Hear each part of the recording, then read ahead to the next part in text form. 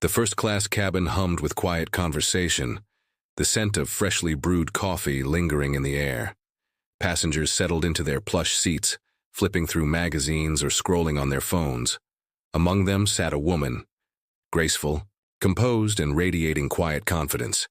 She adjusted her sleek navy blazer and reached for her tablet, ready to review some last-minute notes before takeoff.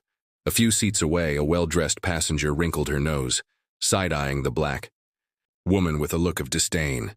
She leaned over to her seatmate, whispering just loud enough to be overheard. "Can you believe this? First class isn't what it used to be." She chuckled under her breath, shaking her head. The words hung in the air like an unwelcome presence. A few nearby passengers shifted uncomfortably, but no one spoke up. The black woman, however, remained unfazed. She had dealt with these kinds of glances, these kinds of whispers, far too many times before. But what happened next would silence the snide remarks in a way no one saw coming. Just as the flight attendant approached, a polite but firm voice interrupted. "Excuse me, Madam President. Would you like anything before takeoff?" The entire cabin seemed to pause. The sneering passenger's face turned pale as she sucked in a sharp breath. "Madam, what?" she stammered, blinking rapidly. But before anyone could process what had just unfolded, another moment of unexpected kindness was taking place. This time, in the economy section. A teenage boy, dressed in a simple hoodie and sneakers, glanced up as he noticed a pregnant woman standing near him. The plane was nearly full, and she looked exhausted, shifting uncomfortably as she cradled her belly. Without hesitation, he stood up. "Ma'am, you can take my seat," he offered with a warm smile. The woman's tired eyes flickered with surprise and gratitude. "Are you sure, sweetheart?" "Yeah, of course," he nodded, stepping aside. She sat down with a relieved sigh, adjusting herself carefully. Then, as the flight attendants prepared for takeoff, she reached into her purse, pulled out a small envelope, and handed it to the boy. "You have no idea what this means to me," she whispered. Curious, he turned the envelope over, feeling the weight of something inside. His fingers trembled slightly as he opened it, and what he found inside left him absolutely stunned. The plane rumbled slightly as it prepared for takeoff, but inside the cabin, the air felt thick with tension. The woman who had whispered her disapproval of the black passenger in first class now sat frozen, her face draining of color. Her fingers clutched the armrests as if steadying herself, her eyes darting between the flight attendant and the woman now being addressed as Madam President. She wanted to say something, to question, to backtrack, maybe even to explain away her earlier remark, but nothing came out. The black woman, however, remained perfectly composed. She simply nodded at the flight attendant with a small smile, her expression giving nothing away. "Just water, please," she said, her voice calm and unwavering. The flight attendant returned the smile. "Of course, Madam President, right away." There it was again, those words, "Madam President."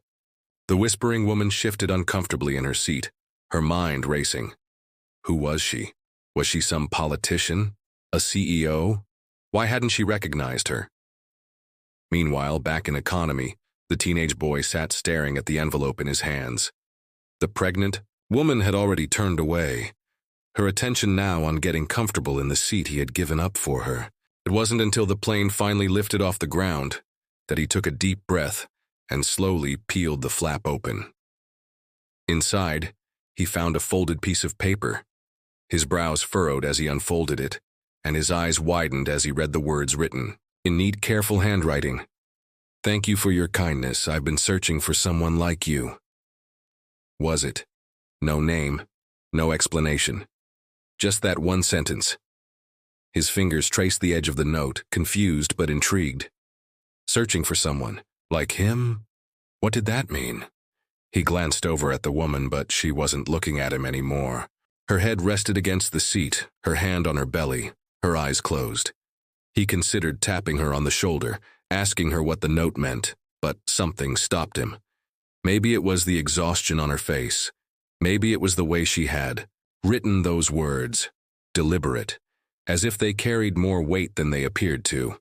Whatever it was, he tucked the note back into the envelope and slipped it into his pocket. Back in first class, the atmosphere remained charged. The whispering woman, still reeling, couldn't help but sneak another glance at the black woman beside her. She was effortlessly elegant, her posture upright, her expression serene.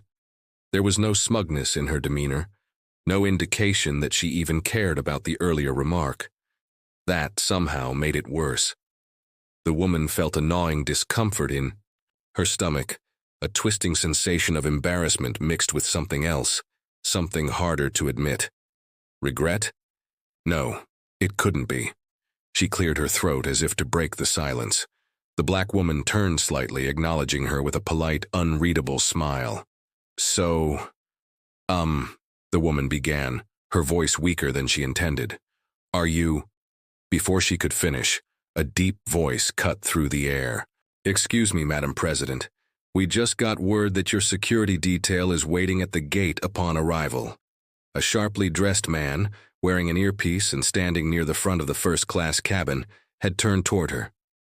The whispering woman's jaw nearly dropped. Understood. The black woman responded smoothly, as if none of this was surprising to her. She thanked him with a nod before returning to her tablet.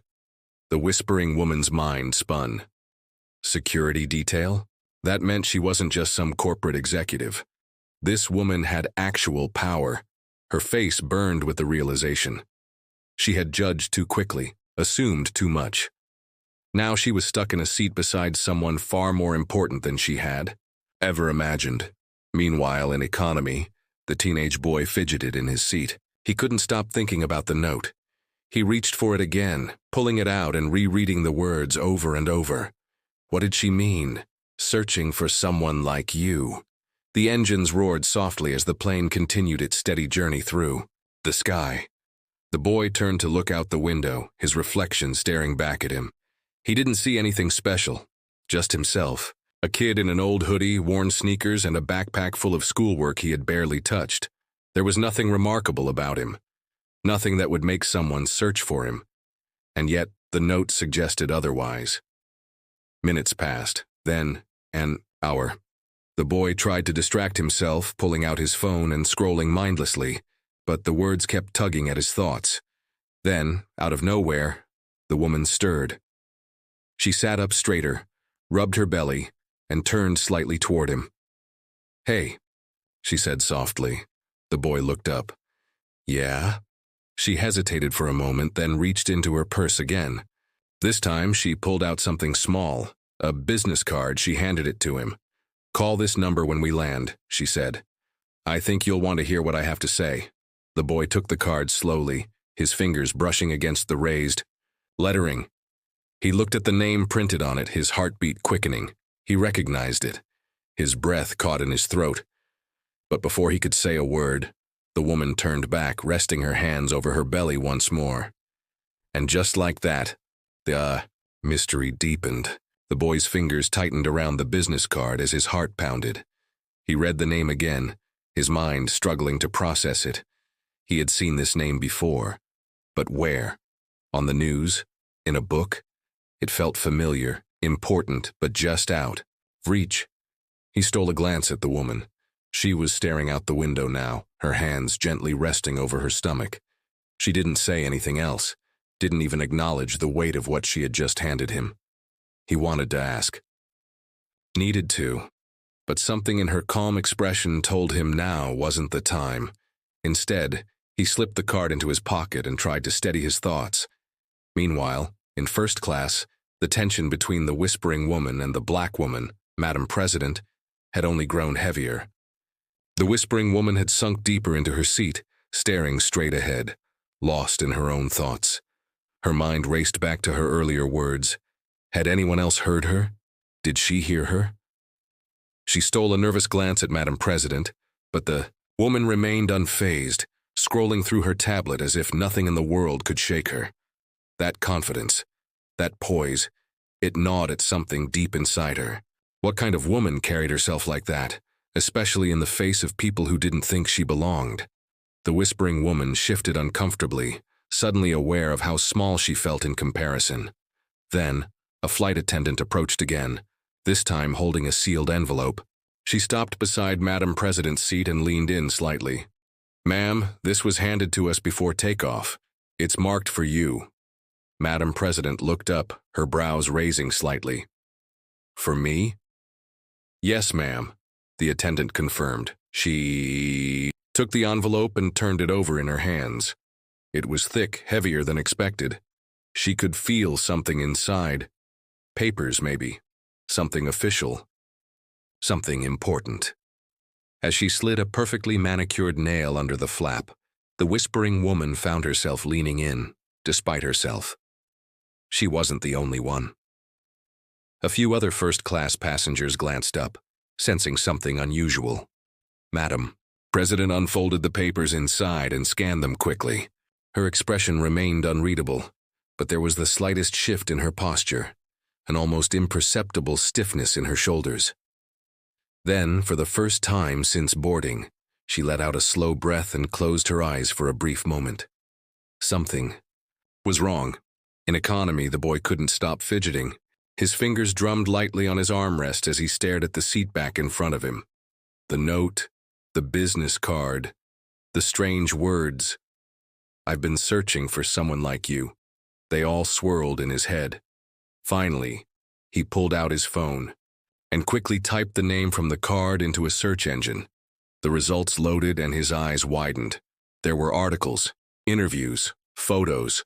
She wasn't just some random passenger. She was someone important, connected, powerful. And then he saw it, the headline that made his breath catch in his throat. "Prominent philanthropist searching for missing heir. Shocking details unfold." The boy stared at the screen, his pulse roaring in his ears. He clicked the article, scanning through the text. A child, taken years ago. A desperate search that had lasted over a decade.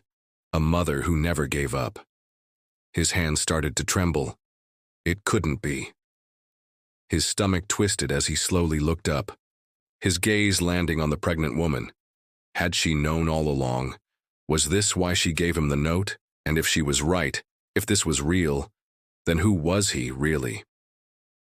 The plane flew steady through the sky, but everything inside it had just changed.